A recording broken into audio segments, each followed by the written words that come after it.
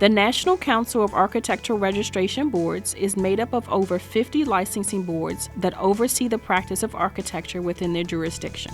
The role of the state board is to protect the public and to make sure that we are turning out professionals that hold a state seal, that are qualified to do the work that they're supposed to be doing. When state boards began to regulate the practice of architecture in the early 1900s, they each took an individual approach to setting requirements for licensure. This made it difficult for architects registered in one jurisdiction to work in a neighboring jurisdiction. NCARB was created by the boards to share information and to develop and recommend national standards, and by the 1930s, enable architects to have mobility around the country. The North Carolina board and NCARB work together very well, in my opinion, because we both have the same goal to facilitate licensure and to protect the public. Each of the 55 member boards have an equal voice when they gather to discuss model rules, regulations, and other standards. Over its 100 years, there have been times when the membership has been divided over the best path forward. Consensus is not always possible, so decisions are put to a ballot in order to help move forward.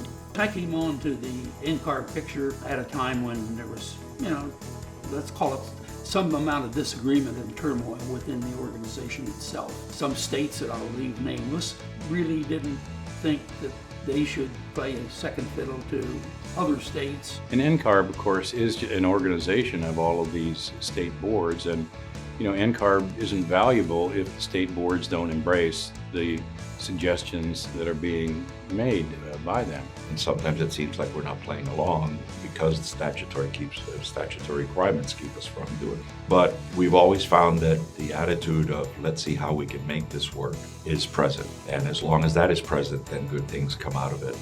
Volunteers from the boards help NCARB by giving their time and expertise to review issues from all angles so that no matter the recommendation, boards and NCARB can minimize impediments to architectural licensure in the United States.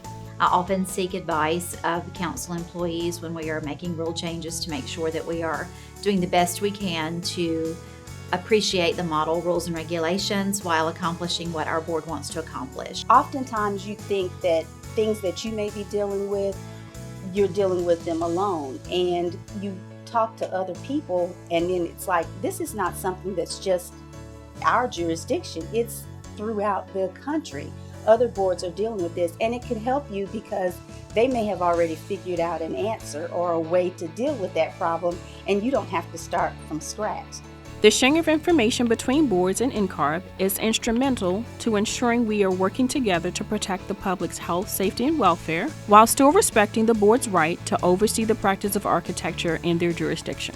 We work wonderful with NCARB, and we appreciate the efforts of NCARB with architects as a whole. NCARB is now much more connected to the states and the state boards, more willing to hear those issues, just willing to help. I find it much more inclusive.